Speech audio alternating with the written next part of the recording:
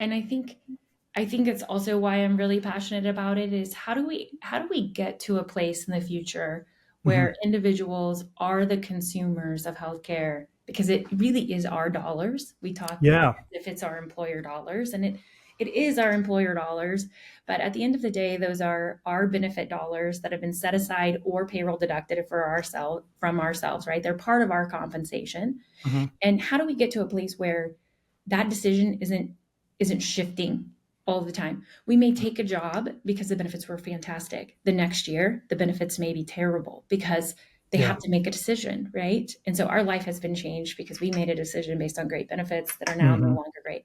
It's not that the employer wanted to take those away from you. Likely they had a claims issue that caused the carrier to drive the rate up. And so Yeah. there's all of these things that are building this experience for us as Americans, and American healthcare is broken. So how do we get Hmm. to the place where we can be brand loyal to someone who actually answers the phone, pays our claims, takes care of our doctors, doesn't beat them down on, their services that they're providing? How do we get to a place where we can make our decisions? We buy everything ourselves. It's all Hmm. at the fingertips for us to research. We Yeah. even make our own retirement decisions when we used to have a pension. This is the lone last decision that Americans don't have a lot of control over. Hmm. That is our health. It is our health. It is not our employer's health. It is not our employer's, shouldn't be our employer or our broker's business what drugs Yeah. we are taking, where we access those drugs, what uh, Hmm. what surgery we just had, whether elective or Yeah. for health reasons. They shouldn't know we have a cancer diagnosis unless we want them to know. We may end up on a RIF schedule because we're now causing a claims issue for them, Yeah. and they're worried about our health. Those types of informations.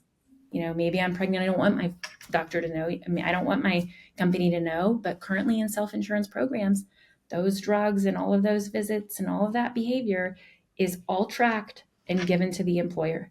So how do we get to a place where we get that back? We take that Hmm. back as consumers. We have the power in our hands. And I do think that ICRA takes us there. And I think that allows consumers to be loyal to brands and brands to actually provide customer service. Because right now, Hmm. carriers treat individuals a little bit kind of like any of our government services. And we Yeah. have to call them. We have to have long hold times. We have to wait 90 days for our doctor to be paid, and we continue to get collection notices.